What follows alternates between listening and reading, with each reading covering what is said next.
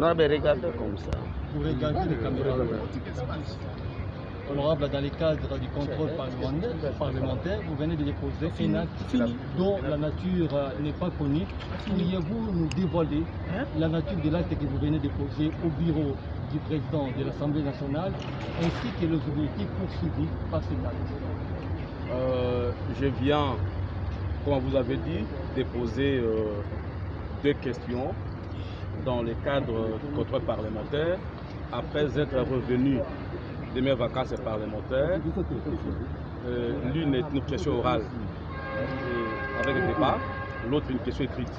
La question orale avec un débat, je l'ai adressée au vice-premier ministre, ministre des Plans, pour étayer la lanterne de la représentation nationale sur la gestion des fonds que le gouvernement, à travers le ministère des Plans, a mis à la disposition de l'ONG SOCO pour exécuter les programmes du gouvernement, donc les PDL 145 territoires, dans la province de la Mongala évidemment.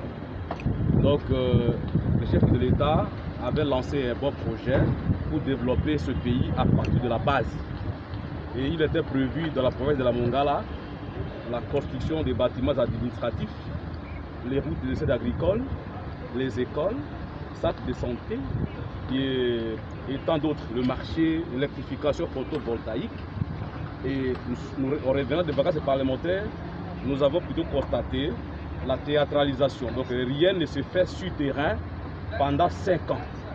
C'est pourquoi les Mongalais voulaient savoir plus la destination des fonds des PDL 145 territoires pour cette province de la Mongala avec ces 3 territoires, Bongandanga, Lissala et Bumba.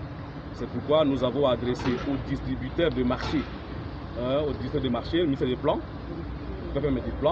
Au début, on a appris que les PDL 145 du territoire dans la Mongala pouvaient être exécutés par PNUD. Quelques temps après, c'est Caritas. Maintenant, c'est SOCO. Et SOCO, c'est l'ONG de son Excellence, le vice-ministre du budget, Élisée Bokoumouana, qui est le fils de la Mongala. Mais les Mongalais s'étonnent qu'ils ne voient rien jusque-là. Aucun ouvrage n'est remis aux bénéficiaires jusqu'aujourd'hui. Et c'est ce qui révolte la population de la Mongala que nous représentons ici. Et c'est pourquoi ça nous a motivé de déposer cette question orale avec le débat. La deuxième question, c'est la question écrite.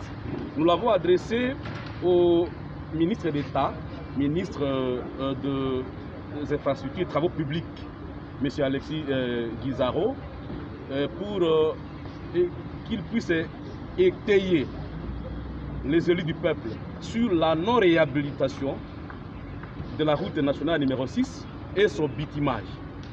Nous avons constaté une injustice parce que cette route numéro 6 commence à partir des Zongo jusqu'à Bazuélé et jusqu'au Soudan du Sud.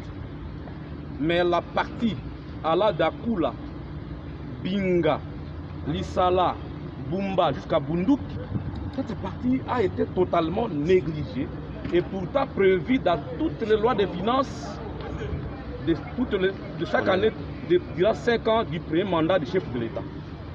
La route nationale numéro 6 est vraiment très avancée et insupportable. Vu ce calvaire, nous nous sommes posés beaucoup de questions et les questions ne devaient qu'être posées par écrit au ministère de tutelle pour qu'ils viennent déballer la destination des fonds, la destination prise par les fonds qui étaient décaissés par le gouvernement congolais pour essayer de réhabiliter et de bitumer la route nationale numéro 6.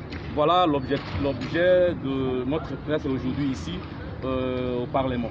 Honorable, la route Mongala, depuis 2015 jusqu'à aujourd'hui, ne pensez-vous pas que ce sont des leaders de l'espace grec-équateur qui détournent les fonds de la route Mongala à passer par Binga jusqu'à Lissala? Vous me posez la question, ne pensez-vous pas que les leaders de la Mongala soient des Grec-Équateur ces travaux? Exactement, nous allons découvrir ça lors des débats à l'Assemblée nationale. Si ce sont eux, on ne peut pas faire le procès anticipatif, mais attendons le jour des débats ici à l'Assemblée nationale. Et là, on va essayer de trouver des responsabilités. Il s'agit de tel ou tel ou tel. C'est comme ça. Merci. Vous appelez comment? On aura Vincent Ndoulenzo.